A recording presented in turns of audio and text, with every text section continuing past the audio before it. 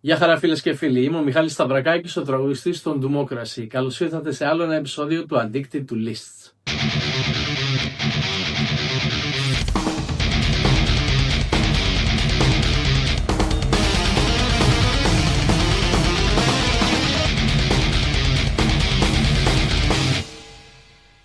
Το σημερινό επεισόδιο, όπως τα είδατε και στον τίτλο, είναι για μία από τις μεγαλύτερες μπάντες στο heavy metal. Δεν είναι άλλη από τους Iron Maiden. Μια μπάντα που μας έχει συντροφεύσει ατελείωτες ώρες από τα νιάτα μας μέχρι και τα πιο όρημα χρόνια μας. Είναι μια μπάντα που δεν έχω σταματήσει ποτέ να ακούω. Ομολογώ ότι περισσότερο ακούω τα πιο κλασικά άλμπουμ της μπάντας, αλλά δεν έπαψα να την παρακολουθώ. Η μπάντα μετά το reunion θα έλεγα ότι έχει κυκλοφορήσει κάποια αξιόλογα άλμπουμ, χωρίς να έχουν όμως κανένα από αυτά πιάσει την έγκλη του παρελθόντος. Ενώ αντίστοιχα θα πω ότι τα άλμπουμ με τον Blaze Bayley δίχασαν πάρα πολύ το κοινό και όχι άδικα. Τα έτης άλμπουμ όμως της μπάντας μπορούν να συγκριθούν με ελάχιστες μπάντες. Μπορώ ίσως να σκεφτώ δισκογραφικά μόνο τους Metallica και τους Queensryche, Judas Priest ίσως και Fates Warning για την αξία των άλμπουμ που κυκλοφόρησαν κατά τα 80's. Να ζητήσω ένα συγγνώμη για τη φωνή μου, έχω ένα μικρό κρύωμα. Να μην χρονοτριβώ όμως άλλο, ας περάσουμε να δούμε τη λίστα με τα άλμπουμ των Iron Maiden, ξεκινώντας από το λιγότερο καλό μέχρι και τα αριστουργήματά τους. Δίπλα σε κάθε άλμπουμ θα βλέπετε και το βαθμό που εγώ τουλάχιστον έχω επιλέξει να βάλω σε κάθε άλμπουμ.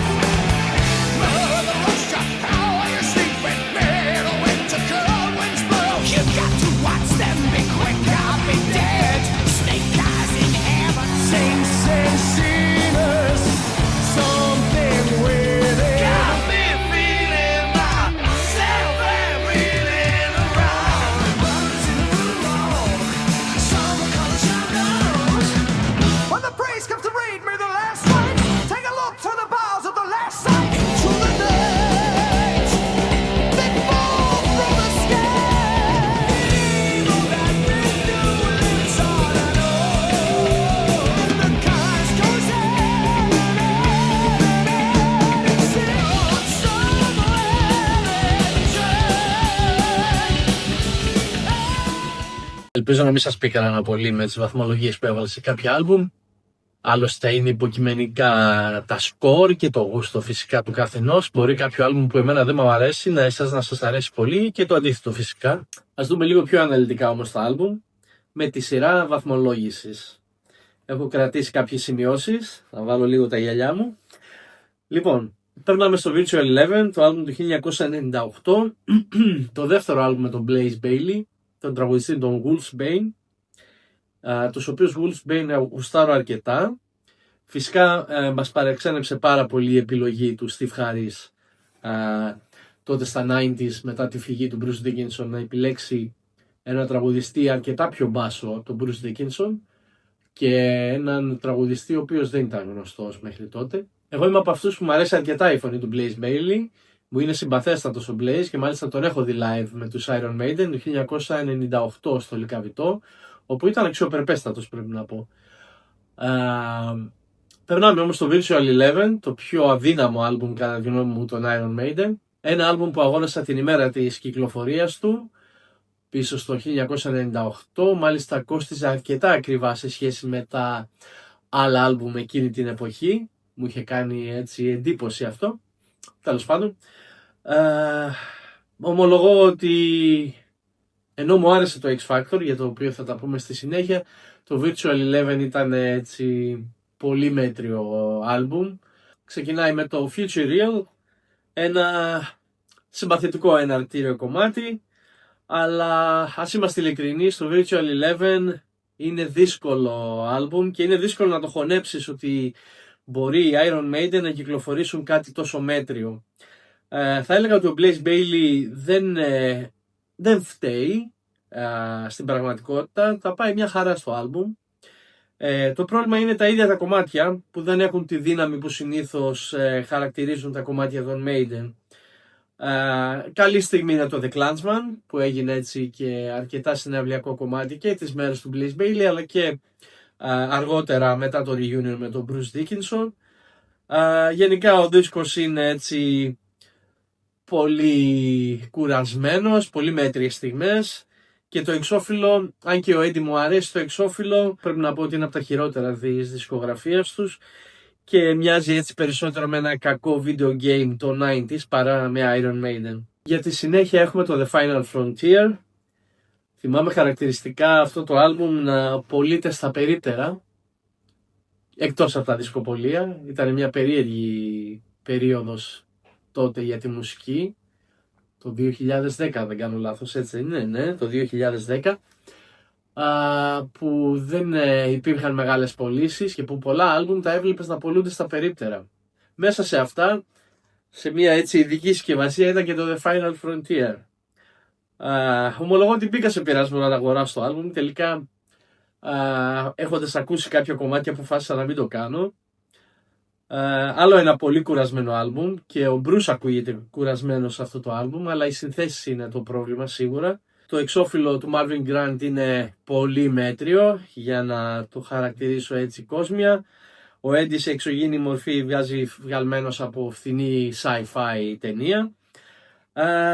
Κάποια καλά κομμάτια υπάρχουν όπως το Coming Home, που νιώθω κάπως ότι οι Iron Maiden προσπαθούν να ακουστούν έτσι λίγο πιο prog rock, το οποίο το βλέπω θετικά, ωραίο κομμάτι είναι, αλλά η ενέργεια γενικά λείπει στο άλμπουμ και νομίζω ότι είναι από τις πιο αδύναμες στιγμές των Iron Maiden. Για τη συνέχεια έχουμε το Dance of Death του 2003 και το χειρότερο εξώφυλλο στην ιστορία των Iron Maiden. Τραγικό εξώφυλλο, πραγματικά, το οποίο έχει επιμεληθεί ο David Patchett και το οποίο απορώ πως μια μπάντα με τόσο όμορφα εξώφυλλα, ειδικά στη δεκαετία των 80s, διάλεξε να κρατήσει. Δηλαδή, Χριστέ μου, άθλιο εξώφυλλο. Σε προδιαθέτει λοιπόν για τα χειρότερα και όντως οι καλές στιγμές στο άλμπουμ είναι λίγες. Θα πω ότι όμορφο κομμάτι είναι του Passchendaele, αλλά γενικά ο δίσκος είναι άνισος και μέτριος. Ούτε καταστροφή ούτε θρίαμβος. Διχάζει τους οπαδούς αυτό το άλμπουμ. Εγώ θα πω ότι ανήκω σε αυτούς που δεν τους αρέσει ιδιαίτερα και το έχω ακούσει 2-3 φορές, αλλά το προσπέρασα. Σίγουρα πολλοί από εσάς θα μου πούνε ότι ξέρεις κάτι, δώσ' του και άλλες ευκαιρίες και θα σου αρέσει. Η επανάληψη βοηθάει στο να χωνέψεις ένα άλμπουμ και να το αξιολογήσεις λίγο καλύτερα ενδεχομένως, αλλά προσωπικά αν ένα άλμπουμ δεν μου πει κάτι μετά από 3-4 ακούσματα, δεν του δίνω πολλές ευκαιρίες. Εκτός αν είναι κάτι πολύ progressive, οπότε όντως θέλει πολλά ακούσματα. Δηλαδή αν είναι κάποιο άλμπουμ Watchtower ή Spiral Architect ή Psychotic Walls, ας πούμε, εντάξει. Εκεί πέρα θες τα παραπάνω ακούσματα για να καταλάβεις λίγο τι γίνεται με τη μουσική. Σε έναν Iron Maiden δίσκο τα πράγματα είναι συνήθως πιο ξεκάθαρα. Και όταν ένα άλμπουμ δεν με έχει κερδίσει από την αρχή, δύσκολα θα με κερδίσει στη συνέχεια. Θα είναι λίγο σαν να το ακούω από συνήθεια και από συνήθεια μου αρέσουν κάποια πράγματα, το οποίο δεν μου αρέσει στη μουσική. Για τη συνέχεια περνάμε στο πιο πρόσφατο άλμπουμ των Iron Maiden, το Senjutsu, με τον Eddie Samurai στο εξώφυλλο. Ωραίο εξώφυλλο, αλλά θα ήθελα λίγη περισσότερη φαντασία με ένα τέτοιο άλμπουμ και λιγότερη απλότητα. Το Senjutsu έλαβε αρκετούς επένους από fans, αλλά και από περιοδικά, το οποίο με έβαλε σε σκέψεις. Το έχω ακούσει πάνω από 5-6 φορές το άλμπουμ και μάλιστα συνεχόμενα, θέλω να πω δηλαδή στην ολότητά του, ειδικά τον πρώτο καιρό, αλλά με ευκαιρία αυτού του βίντεο ξανά άκουσα αρκετούς δίσκους Iron Maiden. Δεν με έχει κερδίσει το άλμπουμ. Δυστυχώς τα κομμάτια έχουν πολύ μεγάλη διάρκεια και είναι κουραστικά. Το Writing on the Wall είναι ένα ωραίο κομμάτι, το οποίο άξιζε και αξίζει νομίζω να παίζεται live. και νομίζω ότι αν τα κομμάτια ήταν εντιταρισμένα σε πιο μικρή διάρκεια θα ακούγονταν λίγο καλύτερα στα αυτιά μου. Γενικά όλο το praise αυτό που πήρε αυτός ο δίσκος δεν νομίζω ότι του άξιζε. Είδα χαρακτηριστικά κάποια 8 μέχρι και 9 για το δίσκο αυτό. Νομίζω ότι είναι υπερβολικά και έχουν να κάνουν απλά με την νοσταλγία ή και με φανμποϊσμό, αν μπορώ να πω, ότι οι Maiden ακόμα μετά από τόσα χρόνια παίζουν πάρα πολύ καλά. Δυστυχώς δεν είναι έτσι κατά τη γνώμη μου τουλάχιστον. Όπως είπα, υπάρχουν καλές στιγμές, αλλά ο δίσκος δεν είναι για 8 ή 9 σε καμία περίπτωση. Για τη συνέχεια περνάμε στο The Book of Souls του 2015. Άλλος ένας δίσκος που έτυχε έτσι πολύ καλής αποδοχής. Θυμάμαι ότι γινόταν χαμός με το Speed of Light, το οποίο νομίζω ήταν το πρώτο ή το δεύτερο single. Εγώ δεν έπαθα κάποια πλάκα. Να πω βέβαια ότι σε όλα αυτά τα άλμπουμ, ιδιαίτερα Weak Link, Αδύναμος Κρίκος, είναι η παραγωγή του Kevin Shirley. Καμία σχέση με τις παραγωγές του Martin Birch. Είναι πολύ flat οι παραγωγές του Kevin Shirley και σίγουρα φταίει και ο Steve Harris σε αυτό, καθώς είναι νομίζω σε όλα τα νεότερα τουλάχιστον άλμπουμ είναι μέρος της παραγωγής. Ναι, δεν βοηθάνε αυτές οι παραγωγές στο να ακουστεί η μουσική όπως πρέπει. Ο Dickinson ακούγεται πολύ καλός σε αυτό το δίσκο και ο δίσκος έχει καλές στιγμές, όπως εντάξει, το Speed of Light είναι καλό κομμάτι και το If Eternity Should Fail είναι ένα πολύ όμορφο κομμάτι, αλλά θα ήθελα έτσι λίγη ταχύτητα παραπάνω, ιδιαίτερα σε ένα κομμάτι σαν το Speed of Light με τέτοιο τίτλο. Συνολικά όμως ο ρυθμός του άλμπουμ είναι κάπως άνισος. Το εξώφυλλο είναι απλό και λιτό και λειτουργεί με τον τρόπο του, αλλά δεν έχει σχέση με την μαγεία των παλιών εξώφυλλων του Derek Riggs. Επόμενο άλμπουμ στη λίστα μου είναι το Brave New World, το reunion άλμπουμ των Iron Maiden. Ήταν μια δύσκολη περίοδος για τους Iron Maiden όταν είχε φύγει ο Dickinson και είχαν για τραγουδιστή τον Blaze Bayley. Παίζανε σε πολύ μικρότερους χώρους, δεν γεμίζανε στάδια νομίζω. Προφανώς ο κόσμος περίμενε να επιστρέψει ο Bruce Dickinson. Ήταν μια παρόμοια περίπτωση με αυτή του Rob Halford που έφυγε μάλιστα ίσως στο απόγειο της καριέρας του Judas Priest, το Painkiller, και επέστρεψε 2 άλμπουμ μετά. Βέβαια οι Judas Priest επέλεξαν έναν άξιο αντικαταστάτη, τον Tim Ripper Owens, μια από τις καλύτερες φωνές του heavy metal και έναν άνθρωπο με τεράστια έκταση και έναν άνθρωπο που το έχω πει νομίζω και σε άλλα βίντεο, ότι όταν τον είδα live με τους Judas Priest πραγματικά μου έπεσε στο σαγόνι. Η εκτελεστική του δυνατότητα είναι απίστευτη. Anyway, κλείνει η παρένθεση αυτή. Επιστρέφει λοιπόν ο Bruce Dickinson και ο Adrian Smith. Πολύ σημαντικό. Δεν επέστρεψε μόνο ο Bruce Dickinson αλλά και ο Adrian Smith. Έχουμε μια μεγάλη επιστροφή λοιπόν με την οποία οι Iron Maiden αναγεννιούνται. Θα περίμενε κανείς ενδεχομένως ο Yannick Gers να αποχωρήσει από την μπάντα και να έχουμε το original reunion των Iron Maiden, αλλά οι Maiden επέλεξαν να το κάνουν, να κρατήσουν και τον Yannick Gers και να έχουν 3 κιθάρες και μια εξαμελή μπάντα. Δεν ξέρω, προσωπικά δεν συμπάθησα ποτέ πολύ τον Yannick Gers, δηλαδή σαν κιθαρίστα το θεωρώ καλό κιθαρίστα, κυρίως αυτό που συνεισφέρει ο Yannick Gers στους Iron Maiden είναι η σκηνική του παρουσία. Θα μπορούσα και χωρίς αυτόν προσωπικά, χωρίς να υποτιμώ την συμβολή του στην μπάντα. Όπως και να έχει 3 κιθάρες στους Iron Maiden, προσωπικά όταν το άκουσα περίμενα ένα πολύ κιθαριστικό άλμπουμ, κάτι διαφορετικό. Δεν είναι ένα άλμπουμ που με ενθουσίασε, σίγουρα δεν απογοήτευσε σε καμία περίπτωση, αλλά δεν με ενθουσίασε. Υπάρχουν πολύ καλά κομμάτια μέσα, όπως το αγαπημένο μου, λογικό βέβαια, το ανατολίτικο Nomad, το οποίο είναι ένα εκπληκτικό κομμάτι και αυτό όμως με μεγάλη διάρκεια. Θα μπορούσε να είναι λιγότερα λεπτά, δηλαδή αυτό το μεσαίο μέρος δεν ξέρω κατά πόσο ήταν απαραίτητο. Πολύ όμορφο κομμάτι, εξαιρετικό κομμάτι είναι το Blood Brothers, όπως και το Ghost of the Navigator, υπέροχο κομμάτι. Και γενικά μιλώντας είναι μια συναισθηματική, δυνατή επιστροφή, την οποία περιμέναμε και δεν απογοήτευσε μπορώ να πω. Ενώ βέβαια στα αρνητικά του δίσκου μπορούμε να βάλουμε και την flat παραγωγή του Kevin Shirley, ο οποίος εδώ κάνει παραγωγή στους Iron Maiden για πρώτη φορά. Επόμενος δίσκος, το A Matter of Life and Death του 2006, και θα έλεγε κανείς ότι εδώ τα πράγματα σοβαρεύουν. Μιλάμε για ένα δίσκο που είναι από τους δυνατότερους της reunion εποχής, αν όχι καλύτερος από το Brave New World εις άξιος.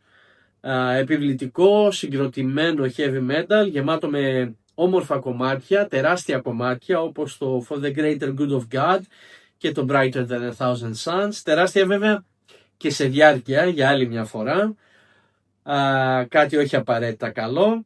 Το πιο ανατολίτικο The Pilgrim έχει κερδίσει επίσης. Η παραγωγή ακούγεται λίγο πιο οργανική στο A Matter of Life and Death, θυμίζοντας λίγο εποχές Martin Birch, και αυτό κάνει τεράστια διαφορά. Πολλοί fans λένε πως αυτός ο δίσκος μπορεί να μπει δίπλα στα κλασικά αριστουργήματα της μπάντας. Είναι ένας πολύ καλός δίσκος, αλλά θα διαφωνήσω. Τα 80's album των Iron Maiden είναι πολύ δύσκολο όχι να ξεπεραστούν σε καμία περίπτωση, αλλά να τα φτάσει η ίδια η μπάντα. Κάτι που είχαν κάνει οι Judas Priest, ας πούμε, που μετά από 11 δίσκους κυκλοφόρησαν το Painkiller και μείναμε όλοι με το στόμα ανοιχτό, έτσι. Είναι πολύ δύσκολο για μια μπάντα να κυκλοφορεί ένα τόσο καλό δίσκο και εισάξιο, αν όχι καλύτερο από προηγούμενα άλμπουμ, μετά από 12 προσπάθειες. Πραγματικά εντυπωσιακό, και το περίμενα αυτό κάποια στιγμή να γίνει από τους Iron Maiden, να μας δώσουν δηλαδή και αυτοί το δικό τους Painkiller, δηλαδή ένα πολύ καλό και διαφορετικό δίσκο μετά από χρόνια στη δισκογραφία. Δεν έγινε όμως, όπως και να έχει, το A Matter of Life and Death είναι ένας πολύ καλός δίσκος. Για τη συνέχεια, ένας από τους πιο υποτιμημένους δίσκους των Iron Maiden, μιλάω για το No Prayer for the Dying. Θα ξεκινήσω από το εξώφυλλο που είναι το τελευταίο εξώφυλλο του Derek Riggs για τους Iron Maiden. Απίθανο, από τα πολύ αγαπημένα μου εξώφυλλα των Iron Maiden, το No Prayer for the Dying. Ένας δίσκος στον οποίο δεν υπάρχει ο Adrian Smith φυσικά και που η απουσία του είναι εμφανής. Η μπάντα σαν να ψάχνει λίγο τα πατήματά της μετά τη φυγή του Adrian Smith. Όπως είπαμε, στην μπάντα έχει μπει ο Γιάννη Γκέρς, που έπαιζε στα προσωπικά του Ian Gillan. Υπάρχουν καλές στιγμές, υπάρχουν καλά κομμάτια, όπως το Mother Russia, όπως το Bring Your Daughter to the Slaughter, όπως το Fate's Warning. Δεν είναι κορυφαίος δίσκος, αλλά σίγουρα δεν είναι και τόσο κακός όσο πίστευαν κάποιοι στην αρχή, και πραγματικά νομίζω ότι έχει αδικηθεί αρκετά αυτός ο δίσκος και αξίζει περισσότερο από όσο τουλάχιστον πίστευαν κάποιοι. Θα μπορούσε να είναι και ψηλότερα στη λίστα μου, αλλά αυτή τη στιγμή βρίσκεται στη θέση νούμερο 10. Για τη συνέχεια περνάμε στο Fear of the Dark, ένα αρκετά κλασικό άλμπουμ των Iron Maiden. Ένα άλμπουμ που έχει αρκετά καλά κομμάτια, αλλά έχει και κάποια fillers και κάποια μέτρια κομμάτια, και γενικά έχει πολλά κομμάτια. Αν ο δίσκος είχε 8 κομμάτια για παράδειγμα, πιστεύω θα ήταν πολύ καλύτερος. Έχουμε το ομώνυμο, το οποίο είναι από τα καλύτερα συναυλιακά κομμάτια των Iron Maiden. Εγώ το αγαπώ προσωπικά, όσες φορές και να τα ακούσω. Είναι μια περίπτωση Enter Sandman, ας πούμε, το οποίο είναι κομματάρα, αλλά επειδή το έχουμε ακούσει πολλές φορές, το θεωρούμε λίγο σούπα. Εντάξει, το ίδιο συμβαίνει και με το Fear of the Dark, αλλά δεν πάβει να είναι ένα πολύ καλό κομμάτι. Το εναρκτήριο του δίσκου, το Be Quick or Be Dead, είναι φανταστικό, υπέροχο κομμάτι. Το Afraid to Shoot Strangers είναι αρκετά καλό κομμάτι. Το From Here to Eternity με το βίντεο κλιπ του είναι συμπαθητικό και θυμάμαι να το βλέπω πολύ συχνά στο MTV τις μέρες εκείνες που είχε κυκλοφορήσει ο δίσκος. Και γενικά το βλέπω με αρκετή συμπάθεια αυτό το δίσκο, γιατί βγήκε στα χρόνια που ξεκινούσα να ακούω heavy metal και μπορώ να πω ότι, ξέρετε, αυτό με τα πρώτα ακούσματα πάντα σου μένει κάπως πιο συναισθηματικά, ας σου δημιουργεί ένα άλλο συναισθηματικό δέσιμο, και το έχω εγώ με το Fear of the Dark αυτό το δέσιμο. Όπως και να έχει, είναι ένας άνισος δίσκος και δυστυχώς δεν φτάνει τα μεγαλεία του παρελθόντος, παρόλο που έχει ωραία κομμάτια. Το εξώφυλλο είναι όμορφο, είναι το πρώτο εξώφυλλο που φιλοτέχνησε ο Melvin Grant για τους Iron Maiden και νομίζω ότι μου αρέσει αρκετά, ειδικά αν δει κανείς το βινίλιο, είναι έτσι εντυπωσιακό στην έκδοση του βινιλίου το εξώφυλλο του Fear of the Dark. Για τη συνέχεια περνάμε σε ένα αρκετά υποτιμημένο άλμπουμ, ιδιαίτερα μαζί με το No Prayer for the Dying. Θεωρώ ότι το X Factor είναι αρκετά υποτιμημένο από τους fans του heavy metal αλλά και των Iron Maiden. προσωπικά το θεωρώ το πιο σκοτεινό άλμπουμ που έχουν κυκλοφορήσει οι Iron Maiden. Η παραγωγή είναι του Nigel Green, δεν είναι άσχημη παραγωγή. Το ταμπούρο είναι λίγο δυνατά, αλλά εμένα γενικά μου αρέσει το ταμπούρο δυνατά στην παραγωγή, οπότε δεν με πειράζει. Το θυμάμαι και αυτόν τον δίσκο τον περιμέναμε πώς και πώς, γιατί θέλαμε να ακούσουμε τον νέο τραγουδιστή των Iron Maiden.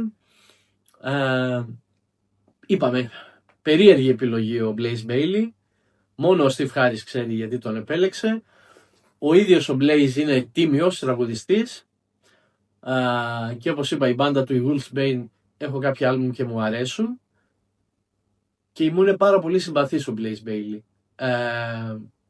Νομίζω ότι στο X Factor υπάρχουν κάποια κομμάτια στα οποία, ενώ είναι καλή η απόδοση του Blaze Bayley, έχει κάποια φάλτσα μέσα. Και αυτό μου κάνει τεράστια εντύπωση. Αυτό ήταν πάντα το what the fuck το προσωπικό μου για αυτό το δίσκο. Δηλαδή, έχεις ένα τραγουδιστή που είναι στους Iron Maiden. Έχει κάποιες αδυναμίες, κάποιες αστάθειες. Δεν θα τον βάλεις να το πει 500 φορές μέχρι να το καρφώσει ακριβώς το κάθε σημείο.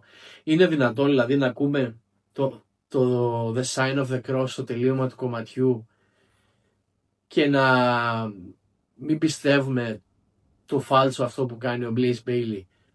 Επαναλαμβάνω, δεν φταίει ο Blaze Bayley, φταίει ο παραγωγός, φταίει ο Steve Harris που ακούνε κάτι και δεν τον βάζουν να το πει άλλες 15 φορές, άλλες 30 φορές. Όσες φορές χρειάζεται μέχρι να το καρφώσει. Και όχι μόνο αυτό, ο δίσκος έχει αρκετά φαλτσάκια. Κρίμα, θα μπορούσε να είναι πολύ πιο καλή η απόδοση του Blaze στο δίσκο αν τον πιέζανε λίγο παραπάνω και αν τον βοηθούσαν ενδεχομένως λίγο παραπάνω. Η χρειά του Blaze εμένα μου αρέσει αρκετά. Το εξώφυλλο του Hugh Shime είναι αρκετά brutal. Δεν είναι από τα αγαπημένα μου εξώφυλλα των Iron Maiden, αλλά δεν είναι και κακό. Ο δίσκος έχει πολύ όμορφα κομμάτια μέσα, όπως το Lord of the Flies, το Sign of the Cross, από τα μεγαλύτερα έπι που έχουν γράψει οι Iron Maiden, και έχει φοβερά μουσικά μέρη μέσα το κομμάτι. Το Man on the Edge είναι εκπληκτικό και γενικά έχει μια πολύ έτσι σκοτεινή, όπως είπα, ατμόσφαιρα και στιχουργικά που μου αρέσει πάρα πολύ. Λογικό νομίζω, για να μου αρέσει εμένα προσωπικά, αν με ξέρετε, αυτή η ατμόσφαιρα. Και το θεωρώ πολύ υποτιμημένο άλμπουμ και το γουστάρω πάρα πολύ. Για τη συνέχεια περνάμε στην Αγία Επτάδα των Iron Maiden, ξεκινώντας εγώ τουλάχιστον από το ντεμπούτο της μπάντας 1980, και ο Derek Riggs μας συστήνει στην εκπληκτική μορφή του Eddie, της μεγαλύτερης, ωραιότερης και πιο γνωστής μασκότ στο heavy metal, που κοσμεί όλα τα εξώφυλλα των Iron Maiden, με μια punk διάθεση στο εξώφυλλο, ο Eddie. Και οι Iron Maiden κάνουν τον ντεμπούτο τους με τον Paul Di'Anno στα φωνητικά, έναν πολύ αγαπημένο τραγουδιστή με φοβερή ενέργεια στα live, με πολύ ωραία χρειά και με μια αλήτικη έτσι φωνή, παθιασμένη φωνή. Και το ντεμπούτο έχει υπέροχα κομμάτια όπως το The Prowler, το Phantom of the Opera προφανώς, και το Transylvania το ορχιστρικό, και ένα από τα αγαπημένα μου Iron Maiden κομμάτια, top 10 δηλαδή, το Remember Tomorrow, το οποίο το λατρεύω. Δηλαδή η απόδοση του Paul Di'Anno είναι εκπληκτική. Νομίζω ότι ο Bruce Dickinson δεν τον έπιασε στα live σε αυτό το κομμάτι σαν απόδοση. Πολύ αγαπημένο το ντεμπούτο και υπέροχο, ένα από τα ωραιότερα ντεμπούτο όλων των εποχών. Για τη συνέχεια περνάμε στο δεύτερο άλμπουμ των Iron Maiden, πάλι με τον Paul Di'Anno στα φωνητικά. Ένα υπέροχο άλμπουμ με ένα από τα ωραιότερα εξώφυλλα των Iron Maiden, με τον Eddie φωνιά στο εξώφυλλο. Πολύ ωραία η φιγούρα του Eddie και εξαιρετική δουλειά από τον Derek Riggs. Πρώτο άλμπουμ που αναλαμβάνει την παραγωγή ο Martin Birch, ένας υπέροχος παραγωγός. Οι 80's παραγωγές των Iron Maiden είναι πραγματικά φανταστικές και ο ήχος είναι πολύ ζεστός και πολύ ωραίος ήχος. Το Killers έχει εξαιρετικά κομμάτια, όπως το Wrathchild, όπως το ομώνυμο, όπως το Murders in the Rue Morgue, όπως το Jenkins Han. Ένας δίσκος που, όπως και το debut, αλλά νομίζω εδώ περισσότερο, που ισορροπεί ανάμεσα στο punk και το heavy metal. Εγώ τουλάχιστον βρίσκω πολλά punk στοιχεία στο Killers και είναι ένα από τα ωραιότερα άλμπουμ των Iron Maiden. Το τι θα μπορούσε να γίνει και πώς θα μπορούσε να είχαν ακουστεί άλμπουμ όπως το Number of the Beast ή το Power Slave για παράδειγμα με τον Paul Di'Anno στα φωνητικά θα είχε πάρα πολύ ενδιαφέρον. Τόσα AI γίνονται εκεί έξω βίντεο.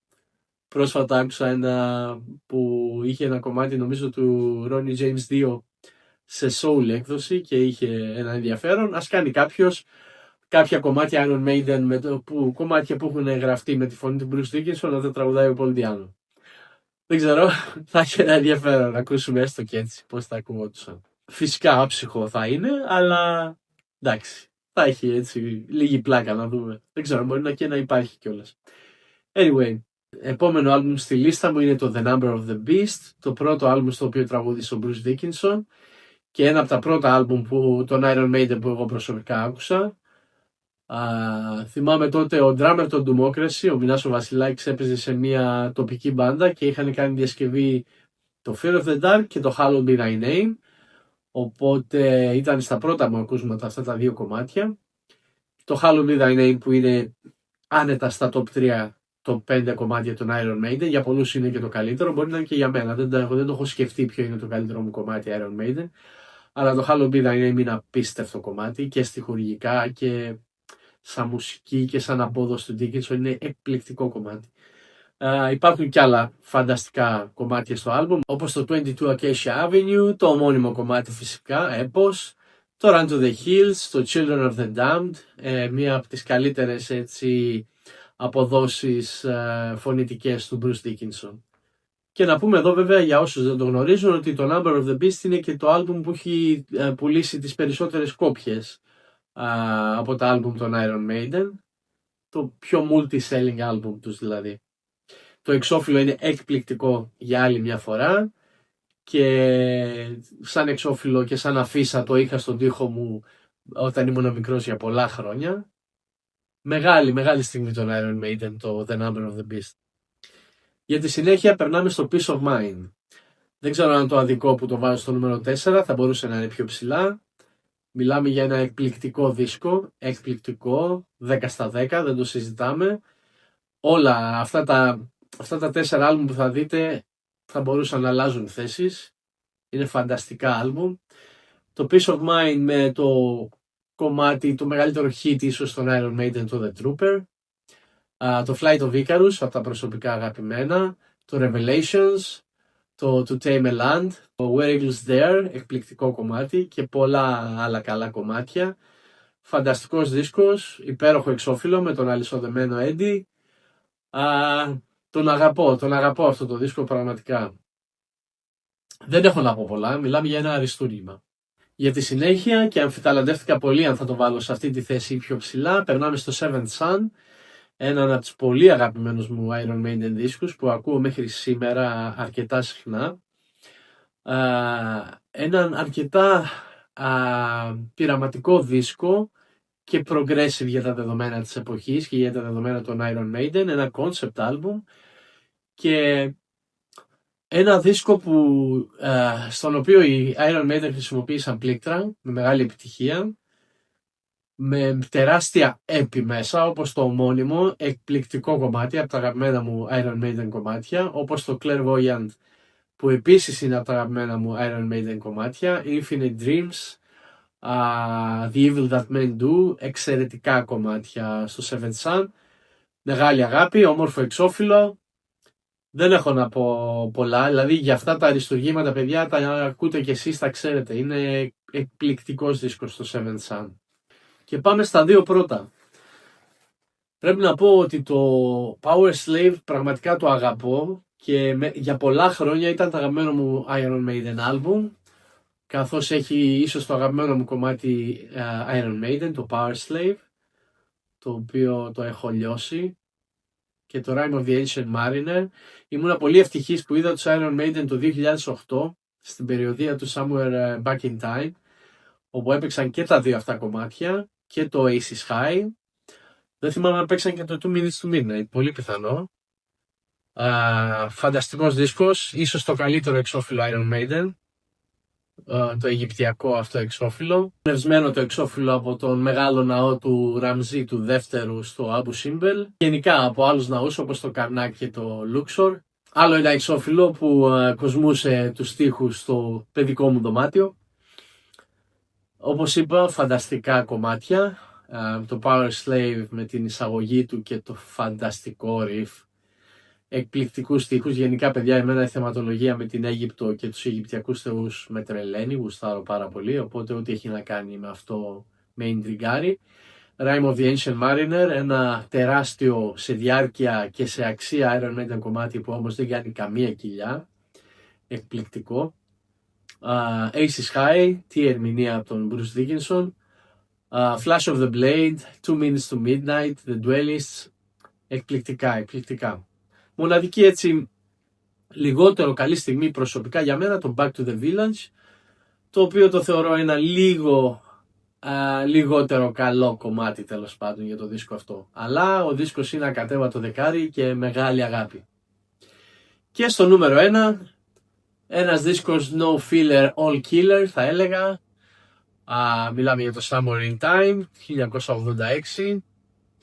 Με εκπληκτικά κομμάτια, φανταστική παραγωγή όπως και το Power Slave φυσικά. Caught Somewhere in Time, εκπληκτική κομματάρα, φοβερή απόδοση του Dickinson. Wasted Years, από τα ωραιότερα κιθαριστικά θέματα στο heavy metal. Sea of Madness, Loneliness of the Long Distance Runner, Deja Vu, Alexander the Great, όπου έτσι τίμησε κατά κάποιο τρόπο την Ελλάδα με τους στίχους ο Bruce Dickinson και από τότε δεν μας το παίζει live εδώ πέρα και όλοι το ζητάνε και αυτό μας κάνει αν δεν σφάξανε, ποιος ξέρει, ίσως του χρόνου. Λοιπόν, φανταστικός δίσκος, Heaven Can Wait, πολύ συναυλιακό κομμάτι, το θυμάμαι από τις συναυλίες Iron Maiden που έχω πάει, με εμάς όλους να τραγουδάμε το κλασικό φωνητικό μέρος στη μέση. Το λιγότερο βέβαια καλό κομμάτι του δίσκου αν με ρωτάτε, αλλά μιλάμε για φανταστικό δίσκο, μιλάμε για ένα υπέροχο εξώφυλλο, φουτουριστικό εξώφυλλο που μου αρέσει πάρα πολύ και ένα από τα καλύτερα άλμπουμ γενικά του heavy metal, όπως και το Power Slave, δηλαδή ίσως και top 10, σίγουρα top 20. Μεγάλες αγάπες και νομίζω άλμπουμ που διαμόρφωσαν τους Iron Maiden στο τι είναι σήμερα. Αυτά σε γενικές γραμμές. Ελπίζω να σας άρεσε το βίντεο, ελπίζω να μην σας στεναχώρησα. Δεν έχω κάποιο κόμπλεξ με, με τα νεότερα άλμπουμ των Iron Maiden. Θεωρώ απλά ότι ίσως οι οπαδοί των Iron Maiden υπερβάλλουν κάπως στο πόσο πολύ ας πούμε εκφράζουν την ευγνωμοσύνη τους για αυτά τα άλμπουμ και πόσο πολύ τους αρέσουν. Φυσικά δεν θα κρίνω εγώ τον καθένα που θα πει ότι του αρέσει κάποιο άλμπουμ και το Virtual Eleven, αν μπει κάποιος ότι είναι δεκάρι, οκ, δεν θα το χωνέψω εύκολα, δεν θα του πω κάτι, θα του πω μαγκιά σου αρέσει, τέλεια. Εγώ προσωπικά λοιπόν θεωρώ ότι τα past reunion άλμπουμ των Iron Maiden δεν είναι σπουδαία και ότι η μπάντα έχει να βγάλει πολύ καλό δίσκο από το Seventh Sun, αριστούργημα μάλλον να το πω, από το Seventh Sun και πολύ καλό δίσκο από το X Factor. Αυτές είναι οι προσωπικές μου απόψεις και εύχομαι, όπως είπα, να σας άρεσε αυτό το βίντεο. Αν σας άρεσε κάντε ένα like και ένα subscribe και θα σας δω στο επόμενο βίντεο αυτού του καναλιού. Μέχρι τότε να είστε όλοι καλά. Rock on.